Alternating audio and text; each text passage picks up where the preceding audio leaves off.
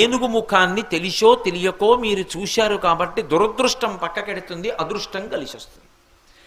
అంతటి అనుగ్రహాన్ని ఇవ్వగలిగిన వాడు ఎవరు అంటే ఒక్క ఏనుగు ముఖంతో ఉండేటటువంటి విఘ్నేశ్వరుడి వలన మాత్రమే సంభవమవుతుంది. అందుకే శ్లోకం పూర్తి చేస్తూ కళ్యాణ రూప అన్నారు శంకరాచార్యులు వారు. కళ్యాణ రూప అంటే చూసినంత మాత్రం చేత ఎవరు శోభనములను ఇవ్వగలరో, ఎవరు శుభములను కటాక్షించగలరో అటువంటి వాణ్ణి కళ్యాణమూర్తి అని పిలుస్తారు. అంటే మనకి శుభములను ఇవ్వగలిగిన వాడు. ఆయనకి మీరు ప్రత్యేకంగా ఇంకా ఏం చేశారు అన్నదాంతో సంబంధం ఉండదు. మీరొక్కసారి ఆయన వంక చూస్తే చాలు, ఆయన సమస్త అనుగ్రహములను ఇచ్చేస్తారు. అలా ఇవ్వగలిగినటువంటి కళ్యాణ రూపం ఉన్నవాడు కాబట్టి ఆయన మహాదంతి వక్త్రాపి పంచాస్య మాన్య, అంత గొప్ప ఏనుగు ముఖంతో ప్రకాశిస్తూ ఉంటాడు.